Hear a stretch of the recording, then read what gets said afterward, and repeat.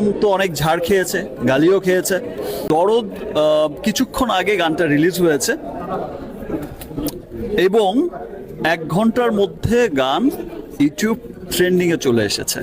মানুষ এত ভালোবাসছে। এবং স্পেশাল একটা কথা বলতে চাই যে আমি আসলে কি বলবো, আমি এক সময় আমার নিজের কাছে অনেক রাগ হতো মামুনের প্রতি যে ও কেন আসছে না, আচ্ছা এতবার ডিক্লেয়ার তারপরে কেন দিতে পারছে না। সত্যি বলতে যে মামুন অনেক ট্রাই করেছে, অনেক চেষ্টা করেছে ভালো একটা প্ল্যাটফর্মে, ভালো জায়গায় ভালো কিছু করতে, এবং ফাইনালি তো গান রিলিজ হয়েছে। একটা গান নিয়ে, একটা সিনেমার গান নিয়ে বা একটা সিনেমার ট্রেইলার নিয়ে, একটা সিনেমার গান নিয়ে যে মানুষের, দেশ বিদেশের মানুষের এত আগ্রহ।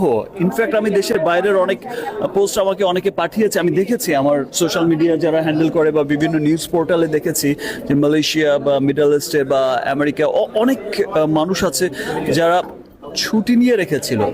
এবং সমস্ত হচ্ছে মামুন তো অনেক ঝাড় খেয়েছে, গালিও খেয়েছে, খাওয়ারই কথা, এটাও ডিজার্ভ করে।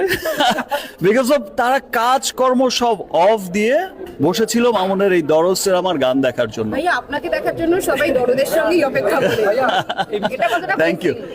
এটা অনেক, মানে আমার কাছে এটা হচ্ছে কি বলবো, আমার যখনই এটা ভাবি, আমার ভালোবাসায়, শ্রদ্ধায়, সম্মানে আমার মাথা সবসময়ই এই ভালোবাসার কাছে নত হয়ে যায়।